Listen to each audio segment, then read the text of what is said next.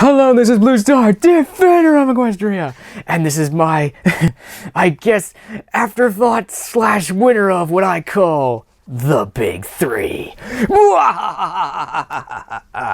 Yes, so, out of all three of these games, the big ones, it's like, which one do I think is the best? Could it be this one? Or maybe this one? Or maybe that one? I don't know. Maybe I don't like any of them at all. Maybe they're all bad. No. I'm losing it, I tell you. But anyway, yes. So yes, after, going over, thinking about these three games, it's like, which one do I think is the best overall? Well, let's start with this one, I think it was, almost a little brief overview. I guess it's okay. I think it was overall right, and I'm very pleased to see that its single player was definitely a lot better than, in fact, that it had a single player at all was good. It was actually a decent single player, was also cool.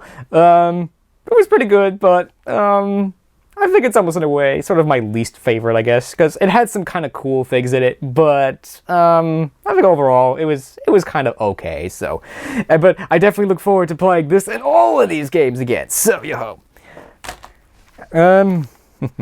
So I guess it's now a choice between these two, which it always is. It's like Battlefield or Call of Duty. Which is it? Well, I think it's this one. Yeah, it's like, I think Infinite Warfare, I think it almost fits a niche, it does fit a niche kind of audience. It's sort of, if you like space combat, if you like, starfighters and all those things, you'll probably really like it a lot.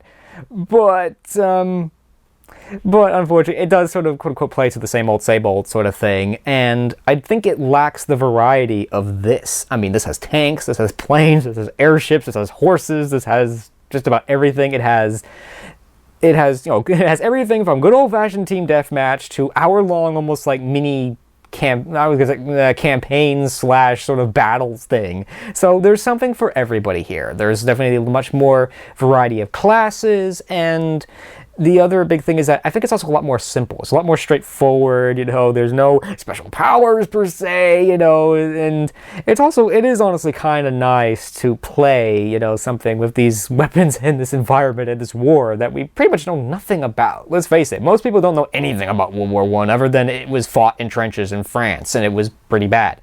And I secretly kind of like the little bits of information that you unlock as you complete certain objectives and certain things. It's like, yeah, I could go online and, read up on World War I or this particular gun or whatever, but I still really, I like that. You know what? You're not just unlocking points and just increasing your gamer score or whatever, that you're actually unlocking these little bits of information and stuff. And overall, I think I just like it better. It always goes back to, if I could only have one, what would it be?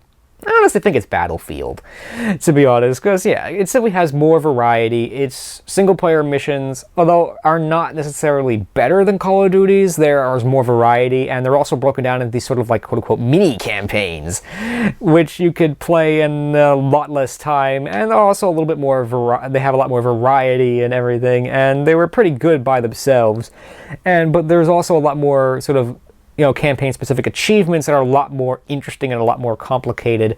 Yeah, like Titanfall, there's just, okay, find these helmet locations and stuff. Where in Call of Duty, it's find these, it's sort of, there's no intel anymore. There's just find these, like, rooms that you almost find almost by default by playing these side missions and things. And again, like, I'll call it like the bounty list or whatever. It's like, if you play all the side missions and everything, you'll complete that. So it's like everything was relatively straightforward and simple.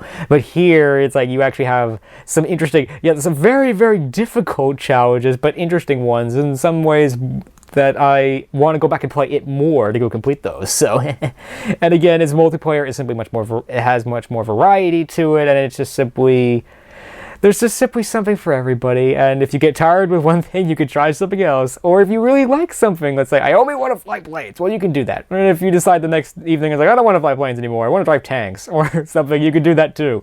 So I think that's ultimately why I think this is the best of the big three. But